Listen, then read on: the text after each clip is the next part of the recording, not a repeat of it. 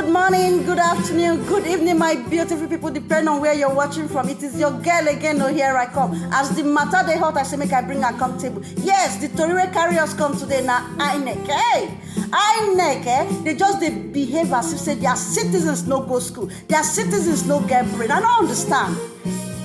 Can you people just imagine how INEC carry themselves for go they appeal to Supreme Court, say make Supreme Court give them power to configure the BVAS. Why? The citizens now they tell una say they no want make una configure and you people should leave it that way. Leave them until we find out what happen on that election day. We don't need you people to configure anything. Make una leave them. We no agree.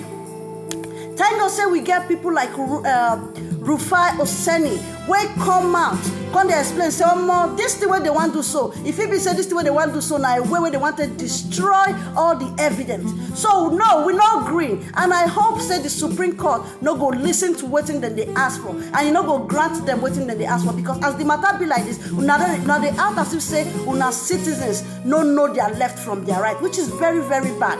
Yes, I go allow now make una listen to what Rufai Oseni talk about this whole thing. Thank you and love you all. A couple of things. I just hope I get the time. Number one, INEC should please, for the love of mercy, stop the cheap blackmail. If they're trying to blackmail us now with the elections, why is that when people call their attention to the fact that there were flaws in the process, why didn't they stop then to have a rethink? INEC should stop this cheap blackmail because they're beginning to look suspect. The damage is much already. We don't know what people are even saying about us on the international community. I think it was the 79 elections that made Fela release a song called Babala Nonsense. Crazy democracy, demonstration of Chris. But the sad reality is that over 40 years after, we are still saying, as Fela said, we have turned our democracy into a demonstration of Chris. This same BVAS INEC wants to tamper with. There's empirical evidence that says any attempt to reconfigure BVAS would disrupt all the information on it. And let's not forget that the pictures of the results were taken on the BVAS. So you want to reconfigure. Reconfigure simply means reconfigure the setting, reformat, wipe out most of things there for a software upgrade. So what happens to the pictures taken on the BVAS? What happens to the accreditation done on the BVAS? Accreditation records.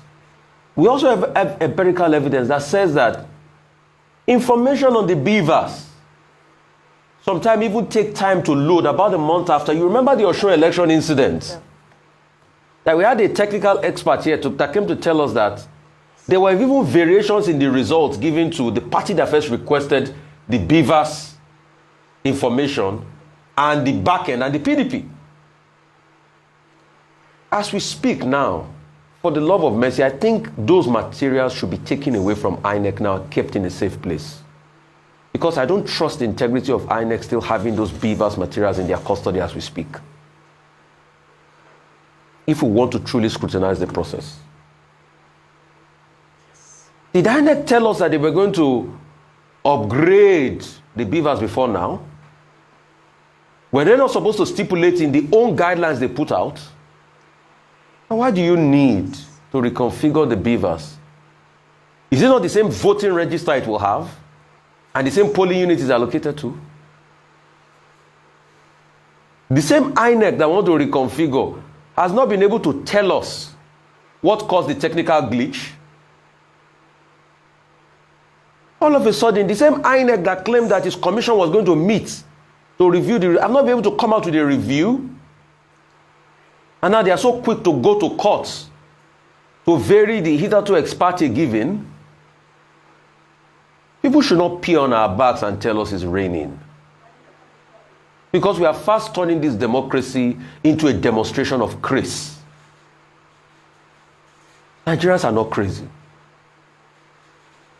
Let people be able to inspect. If INEC is not ready to do the election, INEC should take the blame, not try to blackmail Nigerians and hoodwink them into thinking that it is without this BVAS reconfigured that they will not be able to do what they ought to do. Furthermore, I think we should even investigate this INEC BVAS contract, because it's very suspect too. What was the due diligence behind those that were given the contract? How much did every BVAS machine cost? How much did it take to align the software in it? How much does it take to run the back end?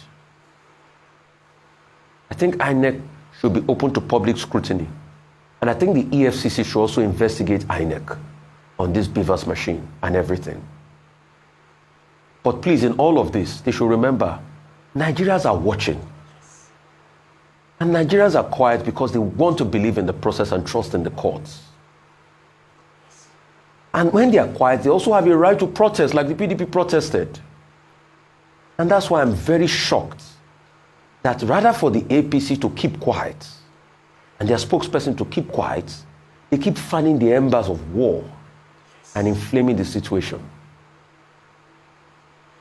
For the APC members that forget in a hurry, that are taunting the PDP for protesting and wearing black, saying they are wearing funeral clothes, I am sure they remembered that President Muhammadu Buhari at a point protested. And when he protested, tear gas was used.